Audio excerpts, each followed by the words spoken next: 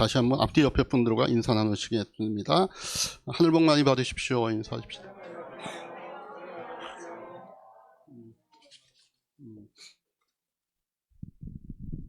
자, 이번 주에 좀 칭찬하고 싶은 우리 성도는 우리 정인 형제입니다.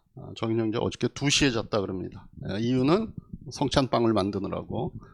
예전에 카페 오픈하기 전에는 사설에서 집에서 이렇게 만들어서 왔는데, 요번에는 그 매장에서 아마 매장에서 만든 거죠.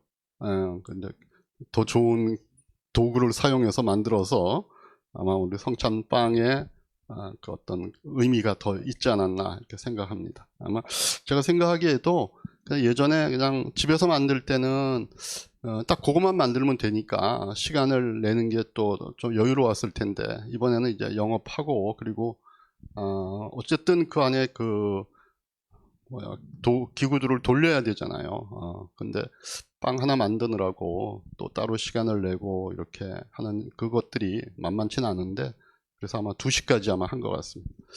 그래서 오늘 정인 형제는 설교 시간에 좀 자도 됩니다. 관계없습니다. 내가 봐줄 테니까.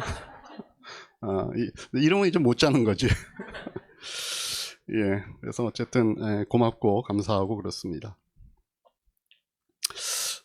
오늘 우리가 읽은 말씀을 놓고 지금 계속해서 예수님께서는 이제 세상의 끝에 어떤 일이 있겠는가라고 하는 제자들의 질문에 대해서 답을 하시는 그런 내용이어서 이제 그런 흐름들이 계속 이제 이어지고 있습니다.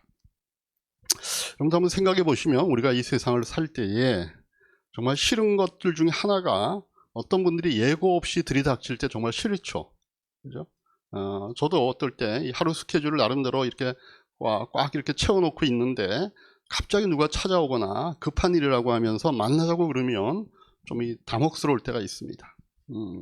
특별히 우리 자매님들 가운데 좀 깔끔 떠는 이런 자매님들은 더 할 겁니다. 아마 어떤 분이 전화도 하지 않고 집도 치워놓지 않았는데 엉망인데 갑자기 들이닥치면 좀 부끄럽기도 하고, 또 그분이 어떨 때는 미워지기도 할 겁니다. 왜 하필 이렇게 얘기도 안 하고 뭐 이럴 때 이렇게 오는가.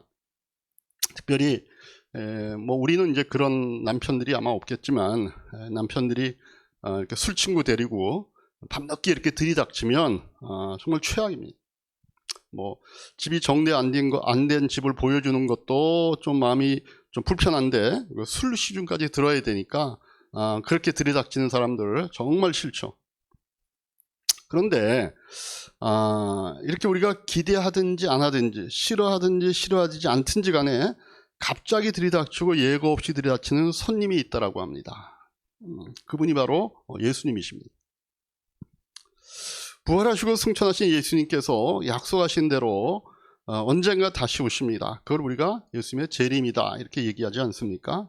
그런데 예수님이 재림할 때 예고하시고 오시는 게 아니라 갑자기 오신다라고 성경은 말씀합니다. 13장 26절에 이렇게 말씀하시죠. 인자가 큰 권능과 영광으로 구름을 타고 오는 것을 볼 것이다. 오십니다. 그런데 32절, 33절에서 뭐라고 얘기하셔요? 그러나 그날과 그때는 아무도 모른다. 하늘의 천사도 모르고 아들도 모르고 오직 아버지만 아신다. 그러면서 하시는 말씀이 뭐예요? 그러니 너희는 조심하고 깨어있어라. 그때가 언제인지를 너희가 모르기 때문이다. 그렇게 말씀을 하십니다. 그래서 예수님께서는요, 자신이 오는 그때를 예고가 없다, 기대하지 않을 때 온다, 갑자기 온다라고 하는 것을 우리에게 여기서 얘기해 주십니다. 그래서 예수님께서 갑자기 이렇게 오셨을 때 우리가 그러면 어떻게 하면 당황하지 않고 오히려 참 기쁨과 또 준비된 제사로 맞이할 수 있을까라고 하는 것이 오늘 설교와 다음 주 설교의 주제가 됩니다. 자, 그러면 어떻게 하면 우리가 주님 오실 때 그것을 놀라거나 당황하지 않고 기쁨으로 맞이할 수 있을까라고 하는 걸 생각하기 이전에 우리가 잠깐 이런 일들의 배경이 되는 종말론에 대해서 다시 한번 먼저 간단하게 말씀을 좀 나누고자 합니다. 제가 2주 전에 이미 잠깐 그 언급을 했었죠. 종말론에 대해서 여러분들하고 같이 좀 나누었는데 아마 기억하는 분들이 또 없지 않을까.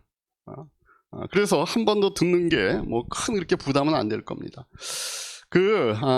지난번에 이 말씀을 드렸다시피 우리 이 복음주의적 신앙을 갖고 있는 사람들이 생각하는 그 종말론에 대해서 가장 크게 영향을 미친 것이 무슨 주의 종말론이라고 했죠? 세대주의적 종말관이다 이렇게 얘기를 했잖아요. 그 세대주의적 종말관은요 다른 게 아닙니다. 이 인류 역사의 끝맺음과 예수의 오심에 관해서 이런 시나리오를 갖고 있어서 그런 얘기들을 하는 겁니다. 어떤 시나리오인가 하면 종말이 가까우면 가까울수록 점점 전쟁이 심해지고 기근도 심해지고 지진도 잦아지고 그래서 세계 여러 현상이나 자연계에 극심한 혼란 상태가 야기된다 이렇게 봅니다. 바로 그때 이 예수님을 대적하는 적그리스도가 나타나서 주도권을 행사하면서 이 적그리스도가 예루살렘을 수도로 정하고 거기에서부터 자신의 통치력을 펼쳐간다 이렇게 보는 겁니다. 근데 그때를 즈음해서 세계적으로는 전례 없는 큰 전쟁이 일어나는데 이 전쟁을 우리가 아마겟돈 전쟁이다 이렇게 부릅니다. 그래서 이 전쟁의 그 클라이막스 지점에 예수님께서 오셔서 인류의 역사를 종말한다, 인류의 역사를 끝낸다라고 하는 것이 세대주의적 종말론자들이 갖고 있는 줄거리입니다. 세상이 그런 식으로 종말을 맞이할 것이다. 그분들이 그렇게 얘기합니다. 그런데 이런 종말론이 갖고 있는 문제는 뭔가 하면은 이런 세대주의적 종말론을 갖고 있으면 시한부적 종말론에 빠지기 쉽다는 겁니다. 시한부적 종말론이라고 하는 것은 종말에 대해서 특정한 시점을 정하는 겁니다. 그래서 오늘 제가 여러분들하고 이 말씀을 좀 나눠야 되는 게 뭔가 하면 이 세대주의적 종말론은 그래서 오늘 이 종말에 대한 예수님의 이 말씀이 많이 나오고 있는 마가복음 13장 본문을 어떻게 해석을 하는가 하면은 이 사건들이 모두 연속적으로 일어난다 이렇게 생각을 합니다. 예를 들어서 13장 3절부터 13절 사이에 뭐 지진이다 전쟁이다 이런 얘기들이 많이 나오는데 이걸 말세의 징조라고 이렇게 느끼는 겁니다. 그래서 13장 14절에 보면 그런 말세의 징조들이 쫙 이어진 다음에 14절에 어떤 얘기가 나옵니까? 황폐하게 하는 가증스러운 물건이 서지 못할 곳에 선 것을 보거든. 이런 이제 표현들이 나오죠. 이게 뭔가 하면은 적그리스도가 예루살렘을 수도로 만들어서 거기서도 통치를 시작하는 것이다. 이렇게 해석을 하는 겁니다. 아까 제가 처음에 조금 전에 얘기했던 그분들이 갖고 있는 그 세상의 끝날에 대한 그 시나리오대로 이 성경의 내용들을 해석을 하는 겁니다. 그리고 나면 그렇게 적그리스도가 예루살렘을 수도로 해서 그의 통치력을 막 장악해가기 시작하면 그 다음에 있을 것이 뭔가 하면 전례 없는 전쟁이 이제 일어난다. 그게 19절에 묘사가 되어 있다고 보는 겁니다. 19절이 뭐예요? 그날에 환란이 닥칠 것인데 그 환란은 하나님께서 세상을 창조하신 이래로 지금까지 없었고 앞으로도 없을 것이다. 아마겟돈 전쟁을 얘기하는 겁니다. 이 사건이 있은 다음에 이제 24절로 넘어가면 뭐 어떤 얘기가 나오죠? 그러나 그 환란이 지난 뒤에 그 날에는 해가 어두워지고 달이 빛을 내지 않고 자연계에 큰 변화가 이제 벌어질 것을 예언을 하는 겁니다. 그 다음에 이제 26절로 넘어가면 거기에 어떤 얘기가 있습니까? 그때 사람들이 인자가 큰 권능과 영광에 쌓여 구름을 타고 오는 것을 볼 것이다. 예수님의 재림이 이제 그때 있게 된다 이렇게 얘기합니다. 그래서 예수님이 말씀하신 이 종말에 있는 이 사건들을 다 하나의 이어지는 일련의 사건들로 이분들은 보는 겁니다. 그래서 이제 28절로 가면 28절에 무화과나무 얘기가 나옵니다. 28절에 무화과나무에서 비유를 배워라. 그 가지가 연해지고 잎이 돋으면 너희는 여름이 가까운 줄로 안다. 이게 뭔가 하면 이분들은 이스라엘의 독립을 얘기한다고 보는 겁니다. 왜냐하면 이 무화과나무가 성경에서 종종 이스라엘을 상징하는 그런 나무로 표현이 됐거든요. 근데 그 나무에서 새싹이 돋아난다라고 하는 것은 이스라엘이 이제 그 예수님 그 죽으신 이후에 멸망당해서 세계 각곳으로 이제 이스라엘 민족이 흩어지지 않습니까? 그러다가 이제 그 무화과나무가 새 잎을 돋우는 겁니다. 이게 이스라엘이 이제 드디어 독립하게 된다 이렇게 얘기합니다. 그래서 이스라엘의 독립은 예수님이 하신 말씀에 따르면 말세의 시작인 것이고 드디어 그 종말의 프로세스가 시작이 되는 시점이다라고 보는 겁니다. 그 다음에 이제 예수님이 뭐라 그래요? 내가 진정으로 너에게 말한다. 이 세대가 끝나기 전에 이 모든 일이 다 일어날 것이다. 이런 식으로 이제 말씀을 하시는 겁니다. 그래서 이 그 세대주의적 종말론을 갖고 있는 분들은요, 여기에 예수님이 하시는 이 말씀들이 일련에 한꺼번에 쭉 이어지는 사건이기 때문에 말세에는 이스라엘의 독립의 시점이 이제 거기서 시작이 되어서 거기로부터 한 세대가 지나가기 전에 이제 예수님이 오실 것이다 라고 이 부분들을 해석을 해가는 겁니다.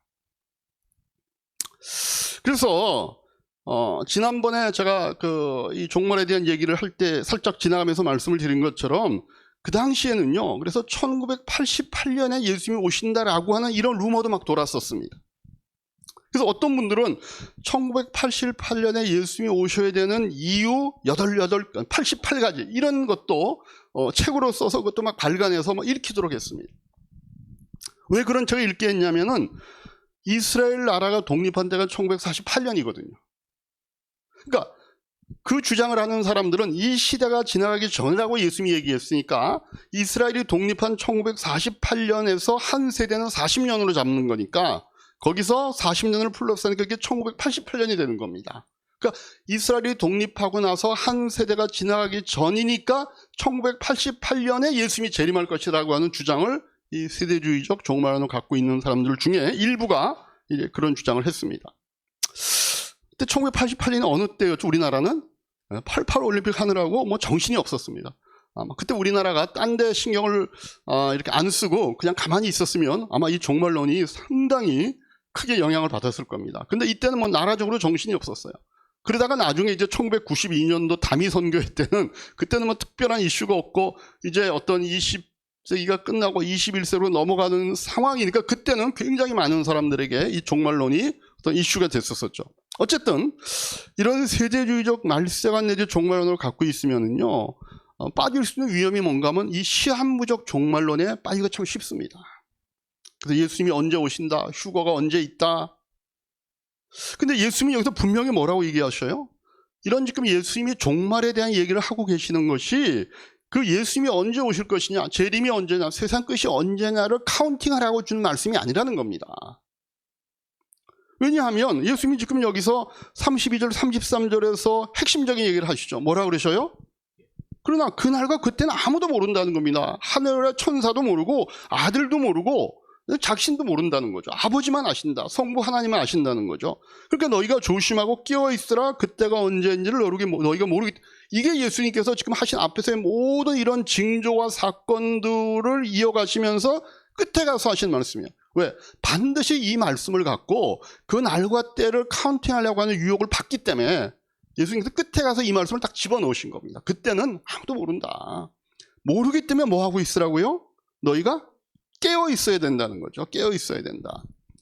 근데 이렇게 예수님께서 하신 말씀인데도 불구하고 이 세대주의적 종말론을 갖기 시작하면요, 아무래도 자꾸만 뭔가를 계산하고 싶어 하는 겁니다. 근데 계산을 하게 되면 어떤 마음도 생기냐면, 예수님께서 지금 오시는 게 아니라 앞으로 7년 후에 오시겠구나, 아니면 뭐 5년 후에 오시겠구나, 아니면 뭐 10년 후에 오시겠구나, 이런 생각들이 자연스럽게 또 나올 수 있다는 얘기죠.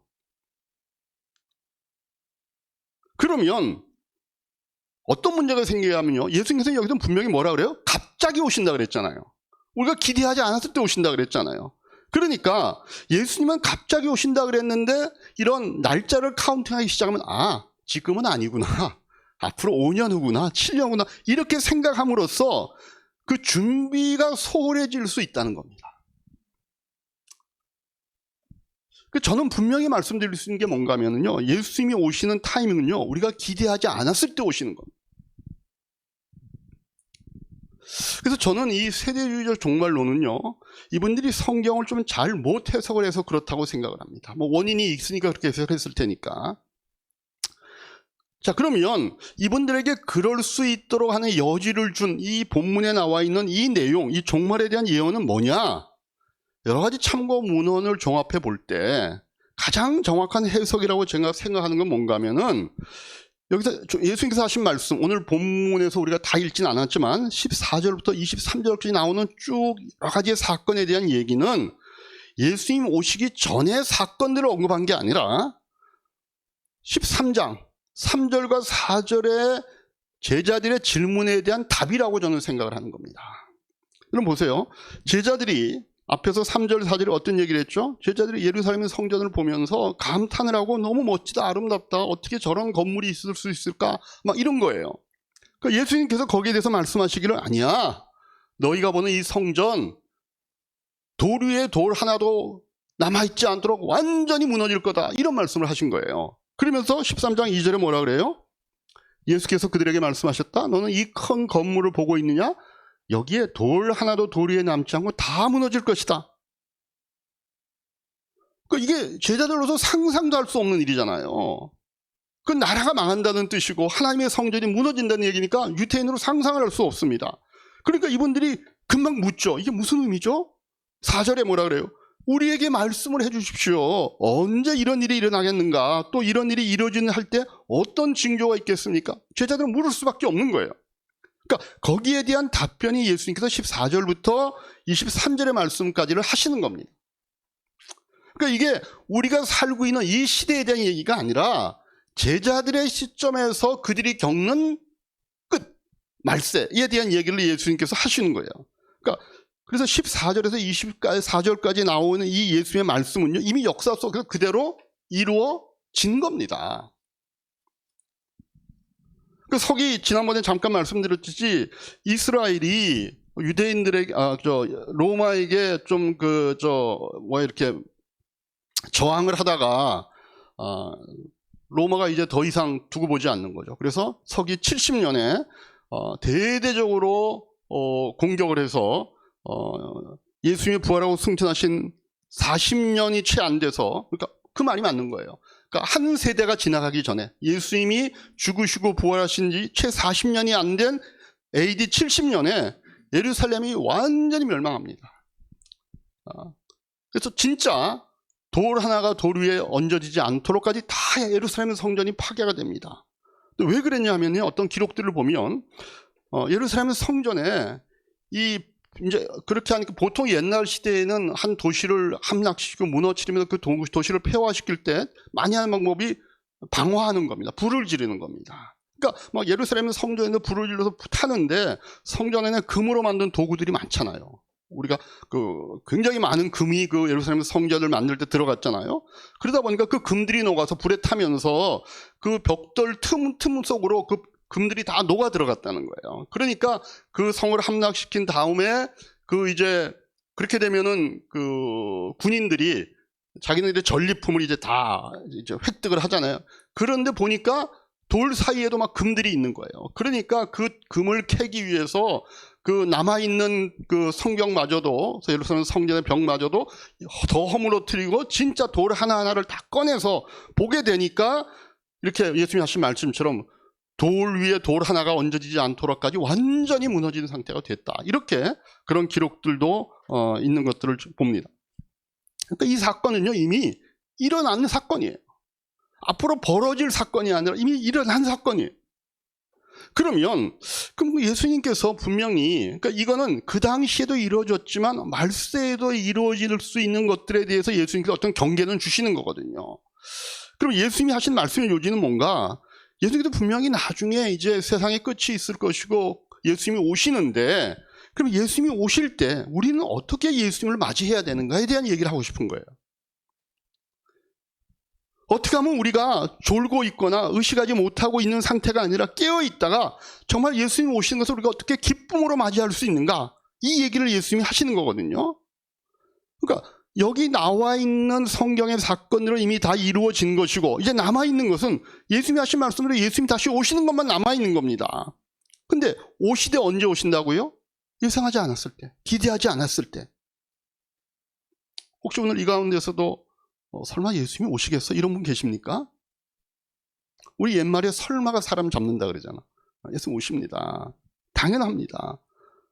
그럼 보세요. 예수님이 첫 번째 오실 때도 사람들이 안 믿었습니다. 근데 오셨잖아요. 그죠? 믿지 못했는데 오셨어요. 당연히 이제도 많은 사람들이 우리는 믿지 못해. 언제 예수님이 와? 이렇게 벌써 여러 번 틀렸잖아. 이렇게 얘기하지만 그러나 예수님은 다시 온다고 약속하셨기 때문에 반드시 오십니다. 근데 중요한 건 왜 오시냐라고 하는 거예요. 예수님 왜 재림하십니까? 성경에 보면 여러 군데 이렇게 나타나 있지만 예수님이 재림하시는 목적은 하나입니다. 선택받은 하나님의 자녀들을 구출하러 오시는 것. 선택받은 하나님의 자녀, 그러니까 세상으로 볼 때는 심판이지만 하나님의 자녀의 입장에서 보면은 심판받을 세상으로부터 그의 자녀들을 하나님이 구원하시기 오시는 겁니다. 그래서 우리가 그분이 우리를 위해 오시는 거니까, 우리를 위해 오시는 그 예수님이 오실 때 우리가 그럼 어떻게 하면 깜짝 놀라지 않고, 갑자기 들이다니는 손님을 맞을 때처럼 놀라거나 당황하거나 부끄럽지 않고 어떻게 하면 좀 기쁨으로 맞이할 수 있을까라고 하는 것들을 알고 있어야 되잖아요. 예수님이 그 말씀해 주는 거거든요. 어떻게 하라는 거예요? 어떻게 하면 너희가 갑자기 오시는 예수님을 놀라거나 당황스럽거나 부끄럽지 않고 그분을 기쁨으로 맞이할 수 있는가? 여기 어떻게 하라 그래요? 깨어 있어라, 깨어 있어라. 따라합시다. 깨어 있어라. 우리가 깨어 있어야 합니다. 내가 언제 올지 모르니까 너희들은 깨어 있어라. 조심하고 깨어 있어라. 그때가 언제인지 모르니까. 자, 그럼 우리가 어떻게 하면 깨어 있을 수 있습니다? 어떻게 하면 우리가 깨어 있다가 예수님 오실 때 예수님을 기쁨으로 만날 수 있을까? 첫 번째가요, 하루하루를 성실하게 산다는 겁니다. 따라하십시다. 하루하루를 성실하게 산다. 우리가 잘 생각해 보면요, 이게 세상 끝이다, 종말이다 이럴 것 같으면요, 우리의 삶이요 무질서해지기 쉽습니다. 그래서 예수님께서는 종말을 사는 우리들에게 예수님이 오실 것을 깨어서 준비하는 사람들의 삶이 어떻게 되어야 되는가를 말씀하실 때 하루하루를 성실하게 살 것을 말씀하십니다. 이 초대교회에서도 보면요, 예수님께서 오신다, 뭐 언제 오실 거다, 금방 오실 거다, 뭐 조금 늦게 오실 거다 이러면서 많은 사람들이 예수님의 다시 오심에 대한 어떤 기대감을 갖고 있었습니다. 근데 예수님이 오신다 그러면은 그들의 삶이 예수님이 오신 걸 준비해야 되는데 그 당시에 사람들의 삶이 어땠냐면요, 오히려 삶이 무질서해지고 흩어진 것 같아요. 그러니까 그런 배경을 갖고 쓰여진 데살로니가 전후서를 보면은요, 이런 내용들이 나옵니다. 우리 데살로니가 후서 3장 10절에 같이 한번 읽겠습니다. 우리가 여러분과 함께 있을 때 일하기를 싫어하는 사람은 먹지도 말라 하고 거듭 명하였습니다. 근데 우리가 들으니 여러분 가운데는 무절제하게 살면서 일은 하지 않고 일을 만들기만 하는 사람이 더러 있다고 합니다. 그 당시에 예수님이 이제 승천하시면서 내가 너희가 본 대로 다시 올 것이다 라고 그렇게 말씀하셨잖아요. 그 말을 듣는 제자들 가운데 그 말을 여러 가지의 타입으로 이제 해석을 한 거예요. 그러다 보니까 교회 안에 있는 성도들 가운데 예수님이 곧 오실 거야, 오신다 그랬으니까 이제 뭐 곧 오시겠지, 뭐 이런 이제 분위기들이 있을 거 아니에요. 특별히 데살로니가 지역에 있는 교회들이 그런 성향이 강했던 것 같습니다. 데살로니가 전서를 보면요, 그런 예수님의 다시 오심에 대한 얘기가 많습니다. 근데 왜 그런 얘기를 할 수밖에 없냐? 그 데살로니가에 있는 교인들과 그 지역 사람들이 갖고 있는 삶의 모습들이 뭔가 하면은, 근데 예수님 오신다는데 뭐 우리가 꼭 뭐 이렇게 열심히 살 필요가 뭐 있어? 우리가 그냥 대충 살아도 되지 않아? 어차피 끝날 건데 뭐 이런 모습들이 있었다는 겁니다. 그러니까 이런 잘못된 말세론과 종말론을 갖고 있으니까 생업도 때려치우고 가족을 돌보는 것도 대충 하고 뭘 하고 다녔는지 모르지만 이렇게 무절제하게 사는 사람들이 있어서 사도 바울이 이걸 쓴 거예요, 이 편지를. 여러분, 정말 우리가 예수님이 오시는 말세가 가까웠고 종말이 가까웠고, 그러나 언제 오실지는 정확히 모른다고 할 때 우리의 삶의 모습은 어때야 되냐? 하루하루를 성실하게 살아가야 된다고 하는 거. 여러분, 하루하루를 성실하게 산다는 거는요, 사실은 잘 보면 장래를 위한 준비가 그 안에 포함되어 있는 거거든요. 그러니까 하루하루를 산다는 게 그냥 우리가 미래에 대한 생각 없이 그냥 하루하루를 급급하게 산다는 게 아니라 하루하루를 성실하게 산다는 것은 우리는 미래를 사실 준비하는 삶이거든요. 그 시한부 종말로 한창 판을 칠 때 그 다미선교회, 우리 그 사건 알고 있지 않습니까? 다 팔고 뭐 다 정리하고, 그래서 그분들이 어느 한 곳으로 다 모였잖아요. 제가 알던 목사님이 이제 미국에 가셔서 목회를 하실 때 얘기인데, 이제 처음에 가서는 이제 부목사님으로 계셨던 거죠. 근데 그 부목사님으로 계셨던 그 교회가 이제 자기 자체 건물이 없으니까 미국 교회를 빌려서 이제 예배를 보고 있었는데, 어떤 상황 때문에 이제 쫓겨나게 된 거예요. 이제 더 이상 같이 쓸 수 없으니까 나가달라. 그러니까 건물을 마련할 수밖에 없게 된 거예요. 그래서 건물을 살 안건을 놓고 막 이렇게 온 교인들이 같이 토의하고 있는데 어떤 분이 일어나는 일이 그러는 거예요. 예수님 언제 오실지 금방 오신다 그랬는데 예수님은 그렇게 오신다 그러면 우리가 이렇게 귀한 헌금을 갖고 그렇게 건물을 사는데 쓸 수 있느냐? 에? 차라리 이거를 가지고 우리가 다 지금 주의 복음을 위한 그 선교비로 우리가 드려야 된다. 뭐 그런 주장을 하기 시작하니까 그냥 거기서 교회 사자 이랬던 사람들이 또 다 이렇게 조용조용 그런가? 뭐 이렇게 했던 그런 경험을 얘기해 준 적이 있더라고요. 그래서 그 교회 건물을 당분간 못 사게 됐다는 거예요. 저는 그러면 안 된다고 봅니다. 우리가 종말을 살고 예수님을 기다리는 우리들은요, 하루하루를 성실하게 살아야 됩니다. 이 말은 무슨 말인가? 예수님이 내일 오신다 할지라도 우리는 100년 뒤를 계획하면서 살 수 있어야 된다는 거예요. 내 기분에는, 내가 성경을 해석하기에는 예수님이 내일 오실 것 같이 보이지만 우리는 사실은 모르잖아요. 그런 마음이 나는 들더라도 우리는 실제로 살아가는 모습은 우리의 후손들을 위해서 100년이 되어야 쓸만한 제목이 될 만한 나무는 지금 심을 수 있어야 된다는 거예요. 그래서 우리가 그 유명한 말이 있잖아요. 내일 세상에 종말이 올지라도 난 뭐한다? 한 그루의 사과나무를 심겠다. 누가 한 얘기예요? 예수님이 한 얘기는 아닌 것 같은데, 뭐 어떤 교육학자가 했다는 것 같아요. 뭐 제가 알기로는 스피노자인가 뭐 그런데, 우리가 이게 끝이다 이렇게 싶으면요, 이상하게 살아가는 자세가 흔들립니다. 목사님, 저는 안 그럴 것 같은데요. 저는 하루하루를 성실하게 살 것 같은데요. 뭐 그런 분도 혹시 뭐 있겠지만 저는 제가 봐도 저는 좀 흐트러질 것 같아요. 뭐 그렇게 열심히 살 필요 뭐 내일 세상 끝인데, 뭐 일주일 뒤에 끝인데. 여러분, 우리가 이제 직장 생활하면서도 그런 사람들을 종종 봅니다. 자기가 몸담았던 직장 이제 관두고 딴 직장으로 옮기는 그런 친구들을 보면요, 내가 다른 직장으로 간다라고 하는 것들을 공표하고 난 다음에는요, 일하는 자세가 흐트러집니다. 아침에도 늦게 나오고 저녁 때 일찍 집에 가고, 다음 사람한테 인수인계 하는 것도 대충 하고.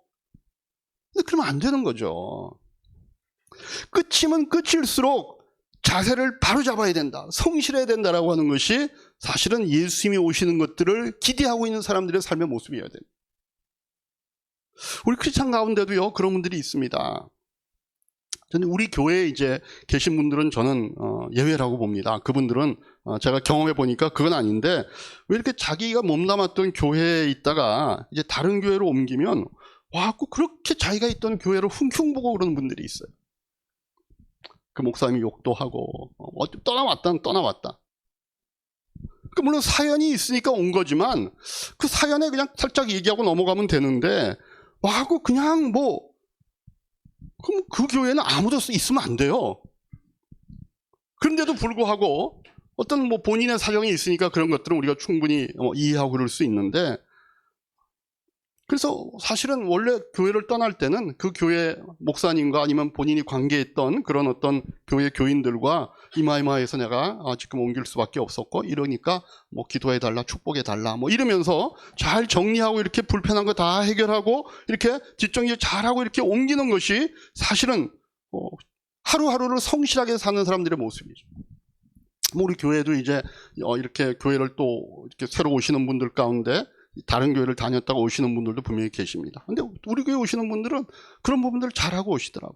목사님, 제가 이 교회를 나오길 원하지만 저 다녔던 교회에 말미를 주시면 제가 한 2주 정도, 3주 정도 정리하고 이렇게 오겠습니다. 이렇게 오니까 저도 이제 이렇게 오실 때 기쁜 마음으로 오실 수 있고,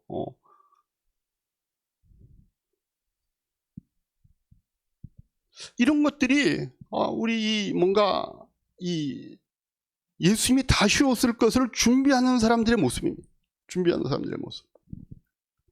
어떤 분들은 어떤 상황이 닥치면 그걸 이렇게 거짓말하고 얼렁뚱땅해갖고 당장을 모면하려고 하는 그런 삶을 사는 분들이 있습니다. 그거는요, 우리가 성실하게 사는 삶은 아니죠. 미래가 어떻게 될지에 대해서 사람들이 생각을 안 하는 거죠. 특별히 우리 크리스찬들은 예수님이 오시는 것들을 기대하고 기뻐하고 그것을 소망해야 되는 사람들인데, 특별히 믿지 않는 사람들의 그런 삶의 모습처럼 그렇게 살면은 그거는 바른 삶의 자세가 아닙니다. 그래서 우리가 이렇게 보면 왜 우리 부모들도 자녀들이 부모의 뒷모습을 보고 배운다 이렇게 얘기하잖아요. 뒷모습을 보고 배운다. 그래서 우리가 이렇게 좀 나이가 들어갈수록 뭔가 이렇게 좀 자기 주변도 잘 정리하고 그 다음에 어떤 자녀들과의 관계 개선을 위해서 좀 노력을 하고 그래야 우리가 내일을 맞는 준비들을 우리가 할 수 있는 어른의 모습이 되는 거 아니겠습니까? 그래서 끝이라고 자세가 흐트러지지 말고 끝이기에 자세를 더 바로잡는 사람, 이런 태도를 갖고 하루하루를 성실하게 살 때에 이게 바로 깨어있는 것이고 예수님을 맞을 준비를 하는 것이다. 그럼 앞으로 우리가 사는 세상 점점점 우리가 살기 좋아질까요? 점점 살기 어려워질까요? 이 중에서 가장 세상을 오래 사신 우리 중에 한 분이 우리 권사님이 어려워질 거라 그럽니다. 좀 안타깝죠, 그죠? 물론 어떤 면에서는 좋아지는 면이 있죠. 좋아지는 면이 있고 그렇지만 궁극적으로는 어려워지겠죠. 어려워지니까 예수님이 나중에 우리를 구원하러 오시는 거 아닙니까? 구출하러 오시는 거 아닙니까? 너무 살기 좋아가지고 우리가 사는 세상이 유토피아가 돼. 그럼 뭐 예수님 올 필요 없다 우리가 그렇게 생각할 거 아니에요. 근데 세상은 어떤 면에서든지 점점 어려워지는 건 사실입니다.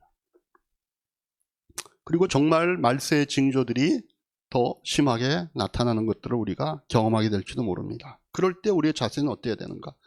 그런 말세의 징조나 어려움을 보고 거기에 막 흔들리고 어떻게 살지 두려워하고 염려하고 그래서 그때그때를 그걸 모면하기 위해서 거짓말도 하고 대충 살아가고 그러는 게 아니라 그럴수록 우리 하나님의 자녀들은 하루하루를 성실하게 살아서 우리가 주님이 다시 언제 오실든지 간에 주님을 준비된 모습으로 깨어있는 모습으로 기쁘게 맞이할 수 있는 그런 분들 되시기를 주님의 이름으로 축복합니다.